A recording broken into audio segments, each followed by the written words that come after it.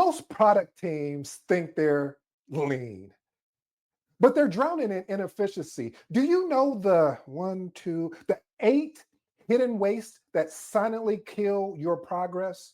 Oh, you don't like that one? What about this, family? What is the biggest reason your product is failing? Isn't your team, but the hidden waste in your process. In today's episode, we're going to address some of these hidden wastes. So I hope that you take a journey with me and we jump right into the content. What is lean product development anyway? See, lean product development focused on creating better products efficiency. Okay, now I know what you're thinking. Well, how is this aligned with Agile? See, it's not Agile, but it models some of the Agile principles. Here's the core objective: deliver customer defined value, implementing visual management tool, fostering continuing learning. There's seven core, and I do mean seven core concepts of the lean product development. Core number one, eliminate waste. Again, we talk about adding value. So focus on adding value activities, amplifying learning, using feedback loops and rapid experimentation. You know, family, let me park here parenthetically. I always talk about the importance of experimenting. I am learning this more and more in my life. But when I learn something, this is why I always say, when you learn something or hear something from me, please go experiment with it and see how it works. And whatever doesn't work, get rid of it. Just like this lean approach we're talking about here today, eliminating waste. All right, let's move on to the next one. Defer decisions, keeping options open to reduce work, deliver at a fast as possible, minimizing handoff and unnecessary delays, empowering the team. This is key. We forget. This is why I love Agile or even the Lightwork Scrum, the Scrum Lightwork framework. And the reason why is because we talk about the importance of self organizing. We're encouraging the team to make decisions, to solve their problems together collectively as a team. And this is what we're talking about here in these core principles: empower the team, encourage decision making at all levels, build quality in, focus on quality and reliability from the start.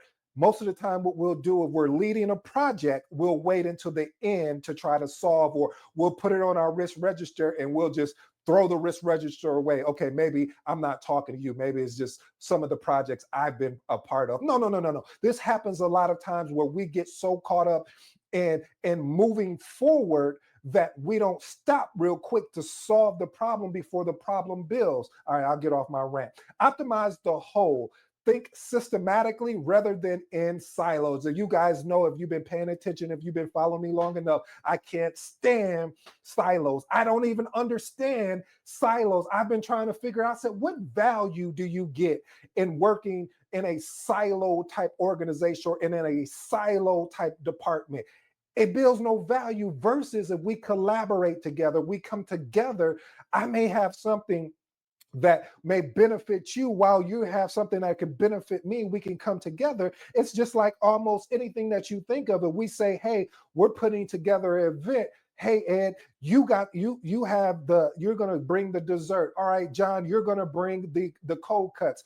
All right, Becky, you're going to bring the food. We're the warm food, whether it's, lasagna or whatever that thing is, but we're coming together instead of placing it all on one person or all on one particular team. We're collaborating together. You can see I'm passionate about that. Thank you for your patience on that one.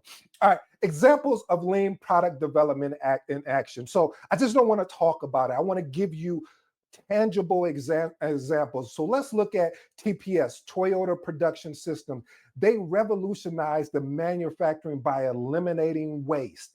Amazon, they use customer feedback loops to improve services. One thing about Amazon, I don't care what you think or how you feel about them, they are big on customer satisfaction, to the point sometimes it gets scary because it's like, hey, did you have a good experience? How did they deliver your package? Was it intact? Did they put it where it was supposed to be put? Talk to us and tell me how we can get better. Even I remember Jeff Bezos in an interview talking about that. He said he's so obsessed with his customer. And a lot of times you have businesses out here that are not obsessed with their customer. Here comes story time. I remember I walked into this restaurant and I'm waiting, at the little booth deal and to get waited. And so they finally come up and then they, take us to our table and we sit there for another 10, 15 minutes. Now, knowing who I am, now this gets interesting and starts getting good to me. And I know what you're thinking, Ed, you're a little different. You know already that I'm a little different. I want to know so I can come back and create a story and tell you guys about it. Because see, in life, we have to live through things. And if we start wearing a different pair of glasses, we can be able to use what we go through. Ooh, I'm saying something to somebody. We can use what we can go through to help somebody else out. So I'm sitting there and I'm waiting.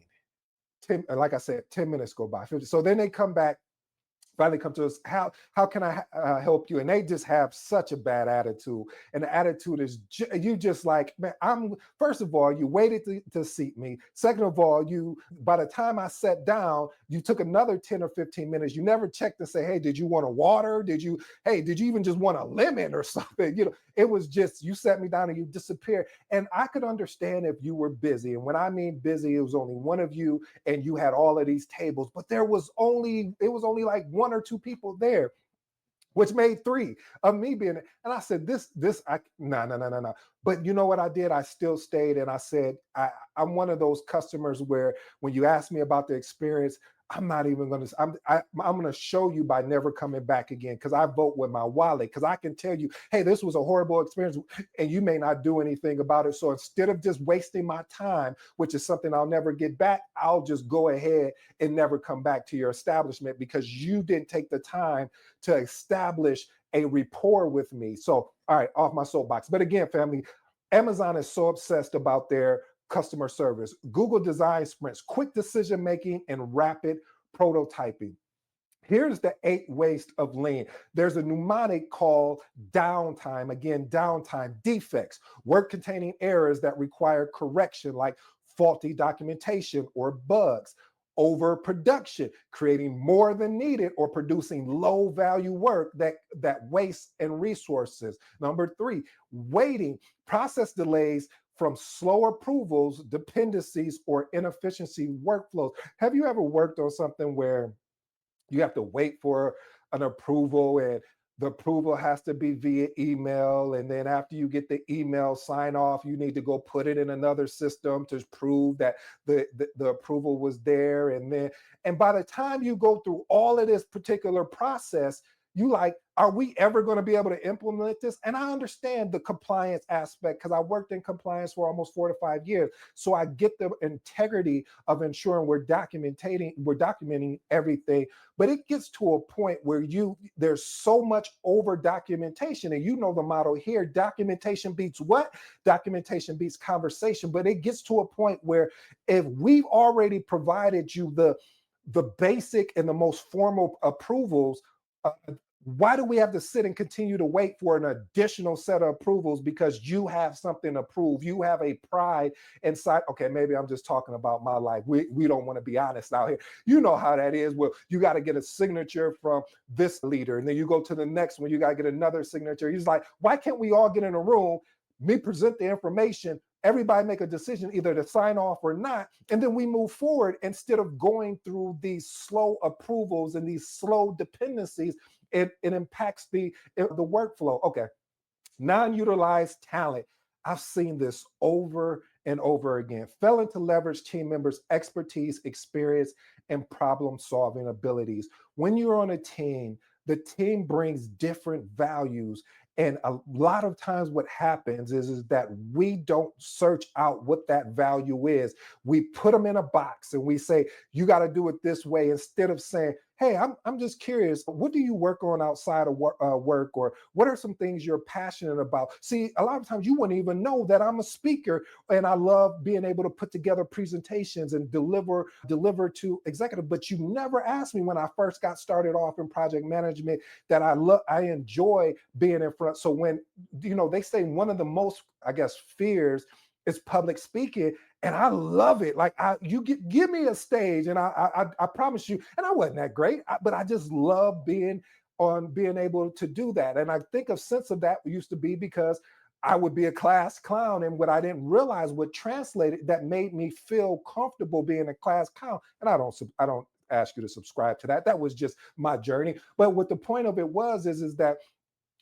it made me feel uncomfortable where other people were comfortable. So I had no problem getting up there because what you gonna laugh at me? You guys been laughing at me. So let me deliver my presentation and feel really comfortable. So I would slide in jokes, and I didn't know at that time I was working on myself. I was developing that confidence. I say all this to say this, family.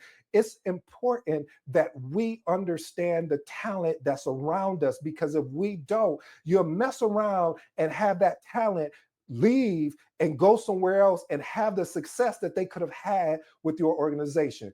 Number 5, transportation, unnecessary movement of work data between people, teams, and system.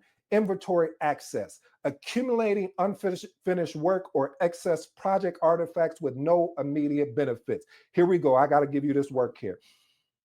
I always share with you, I was leading this project, and someone said, "Hey, we need to have this artifact, and that artifact." And I was like, "Hey, I understand that those artifacts are important. I believe in having a WBS. I believe in creating a RACI.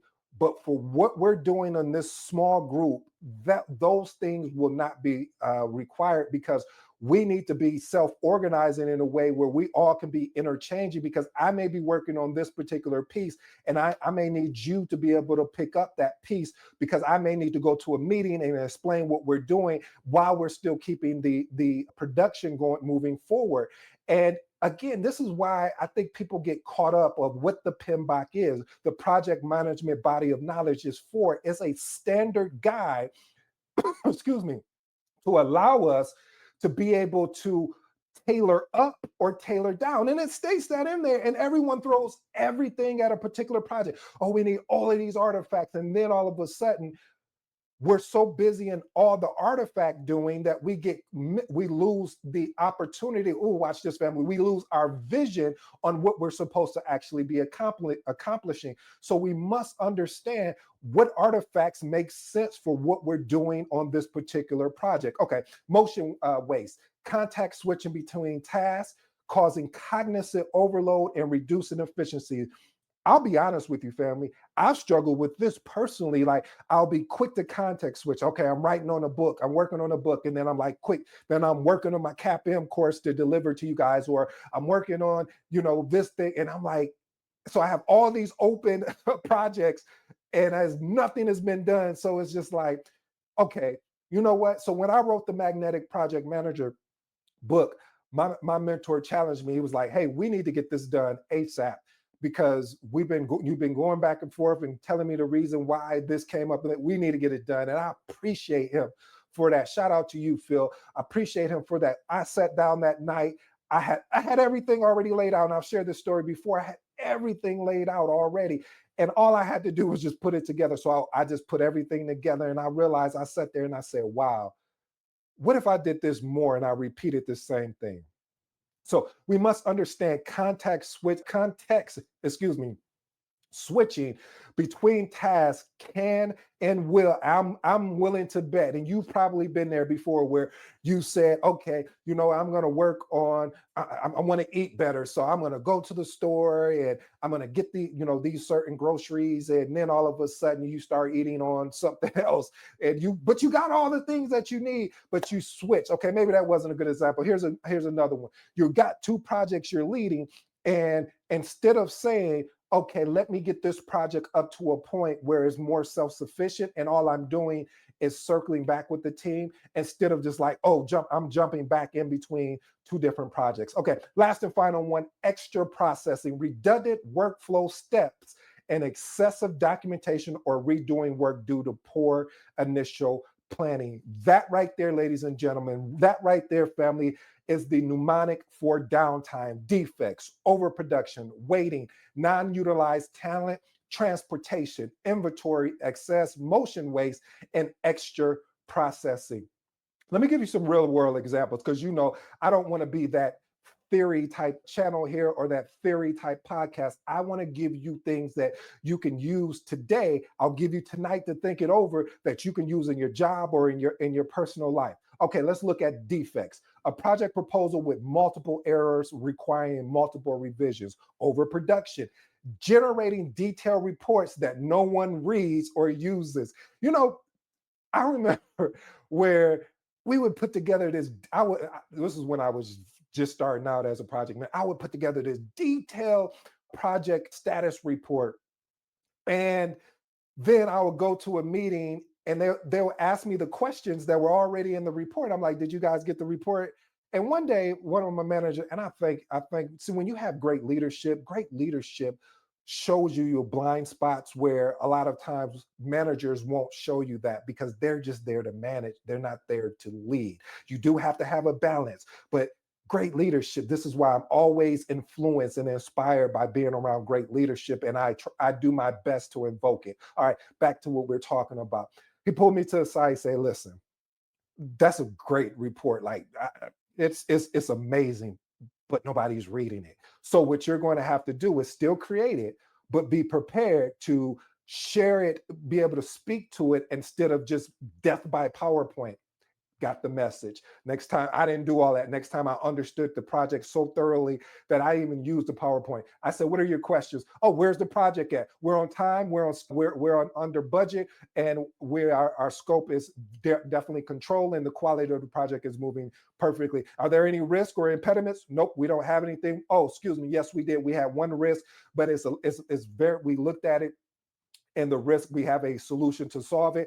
And then the next question was, "Is there anything you need from us?" "Nope, don't need anything currently right now. The team is moving forward and we're moving fast." "Oh, okay, great update, Ed. Thank you." And I had to learn that. And it was at the beginning stages that forced me to do that. All right.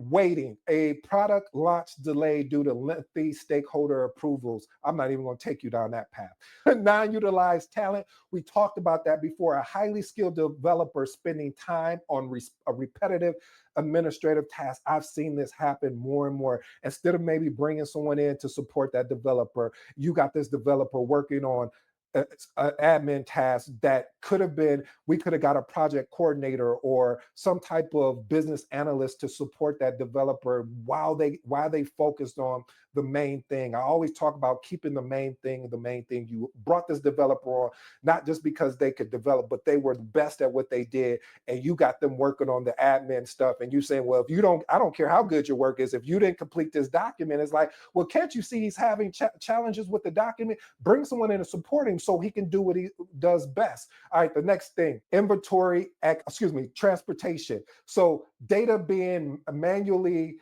transferred between different software tools instead of being automated. Inventory excess, holding on to outdated project documents or producing work that is not needed. Motion waste. This is constantly shifting between projects. We talked about this, family, and reducing overall effectiveness. And the last one, extra processing, rewriting the same information multiple times due to the lack of centralized knowledge repository. That right there, family, spells again downtime. And I gave you real world examples of the lean waste project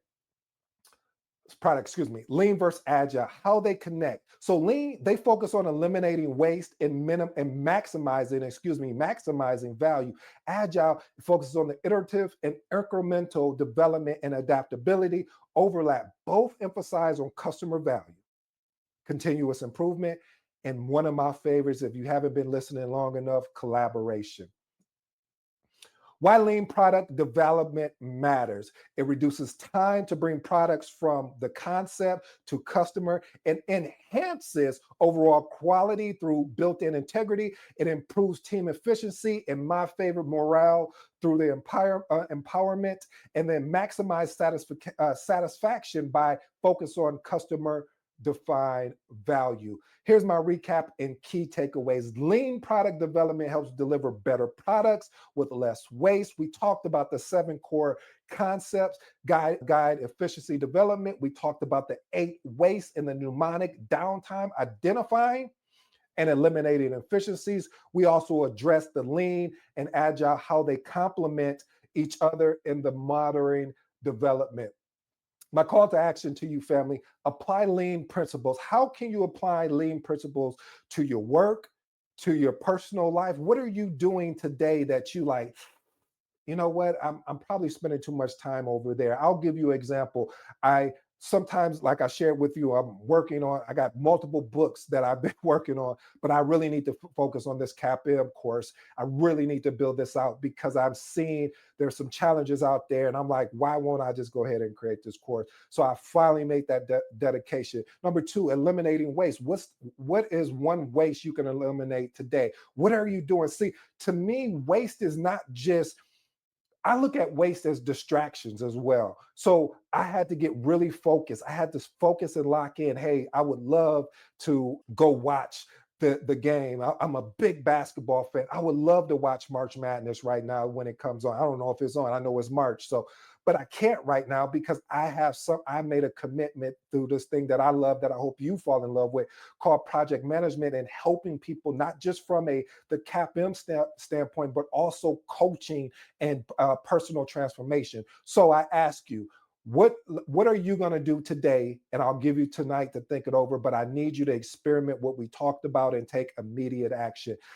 I go by the name of ED. For all you smart and intelligent folks out there, hey, listen, that just simply means Ed. Until next time.